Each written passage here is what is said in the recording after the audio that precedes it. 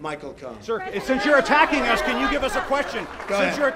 No, Mr. President-elect. Go ahead. Mr. President-elect, Go ahead. since you are attacking No, our news not you. organization, Not you. can you give us a chance? Your organization You are is attacking terrible. our news organization. Your organization Can you give is us a terrible. chance Let's to go. ask a question, sir? Go ahead. Sir, can Quiet. you state, Quiet. Mr. President-elect, Go ahead. can you state She's categorically, asking a question. Don't Mr. be rude. President-elect, can you give us a question? Don't be You're rude. attacking us. Can you give us a question? Don't be rude. Can you No, I'm give not us a going to give you a question? question. I'm not going to give you a question. Can you state categorically? You are fake news. Sir, I called the fake news the enemy of the people, and they are. They are the enemy of the people.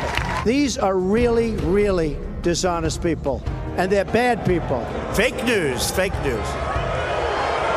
They are fake.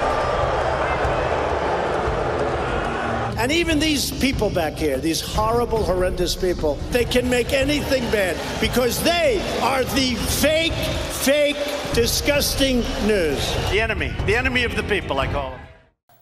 El periódico The Boston Globe escribió hace unos días el siguiente editorial: reemplazar a medios libres por medios gestionados por el Estado ha sido siempre la primera orden de cualquier régimen corrupto que toma un país.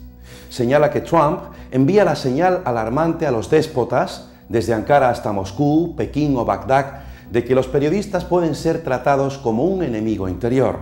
Peligrosas e incendiarias declaraciones del presidente.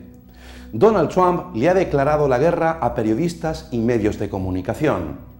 Los medios de comunicación falsos son el partido de la oposición.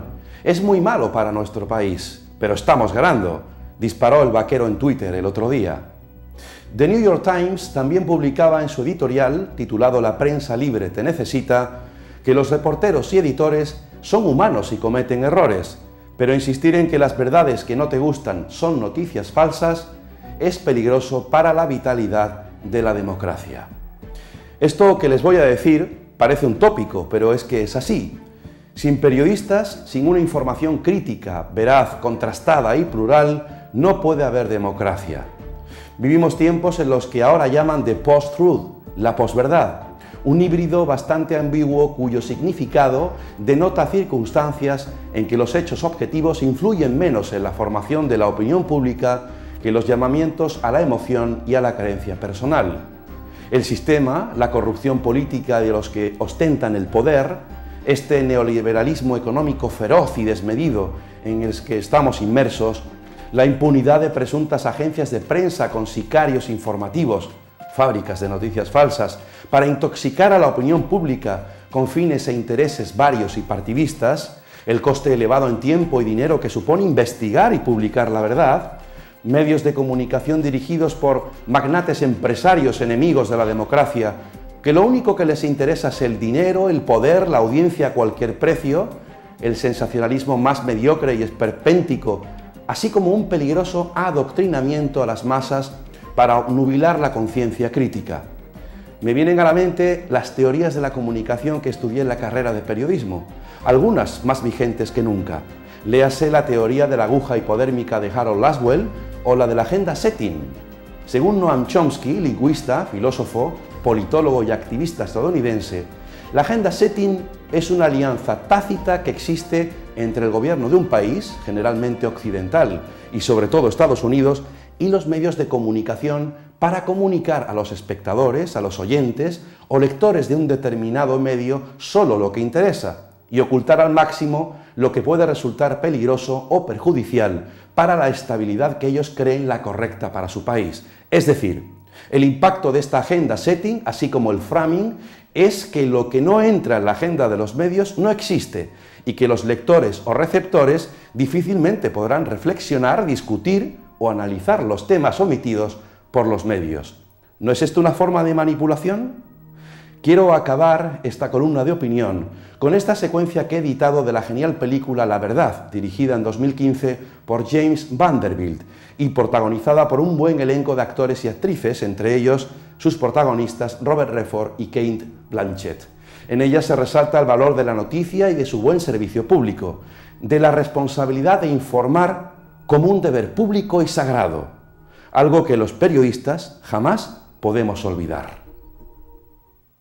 ¿Sabías que 60 Minutos fue el primer programa que ganó dinero?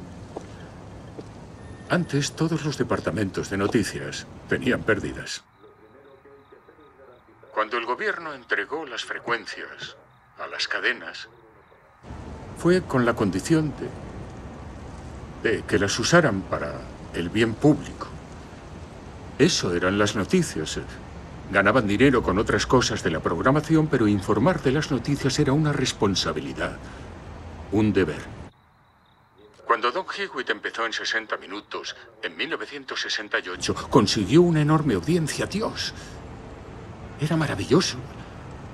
La gente veía las noticias de verdad, les preocupaban. Y buscamos fórmulas innovadoras. Yo estaba allí. Estaba allí cuando descubrieron que las noticias daban dinero. Al cabo de un tiempo pensaron, ¿por qué el informativo de la noche no podría ganar dinero? ¿Por qué los programas de la mañana no ganan más? Si entrevistas a los concursantes de supervivientes en vez de a los de un genocidio, aumenta la publicidad. Pronto no podremos ni hacer nuestros reportajes, demasiado caro. Así que pagaremos a alguien para que los haga y los leeremos delante de la cámara. Una vez fue un deber público, lo fue. Te juro que lo fue. ¿Cómo estás, Dan? Voy a dimitir.